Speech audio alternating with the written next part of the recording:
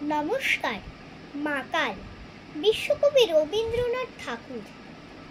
গৌর বর্ণ নধর দেহ, নাম শ্রীযুক্ত রাখাল।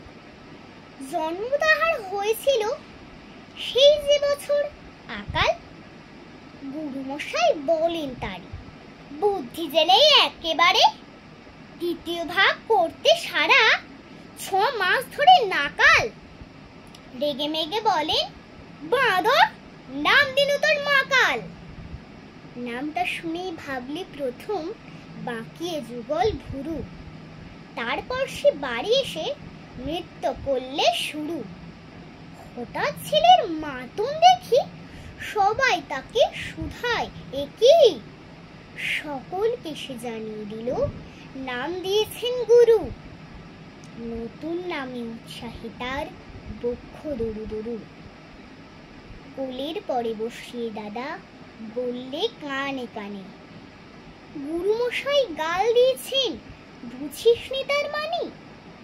রাখাল বলে, কখনো না, মা যে আমায় বলেন শোনা, সেটা তো গাল নয়, সে কথা পাড়ার সবাই জানে। আচ্ছা তোমায় দেখিয়ে দেব, চলো তো ওইখানে। টেনে নিয়ে চলো তো ওইখানে, টানছিস কেন? চলো তো ওইখানে। সে তো বারবার বললো ওই কথাটা। চলো তো ওইখানে। টেনে নিয়ে গেল তাকে পুকুর পাড়ের কাছে। বেড়ার পরে লতায় জেঠা মাকাল ফুলে আছে। বললে, দাদা সত্যি বলো, শোনার যে মন্দ হলো, তুমি শেষে বলতে কি চাও? গাল ফলেছে গাছে মাকাল আমি, বলে রাখাল দুহাত তুলে নাচে। দুহাত কলম নিয়ে ছোটে, খেলতে নাহি চাই।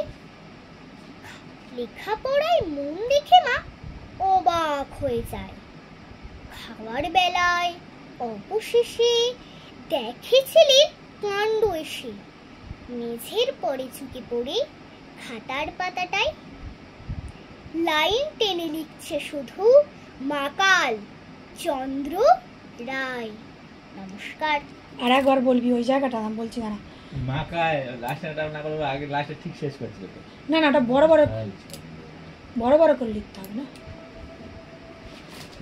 কে বলে মাকাল? কি বলেছে স্যার? কি বলেছে?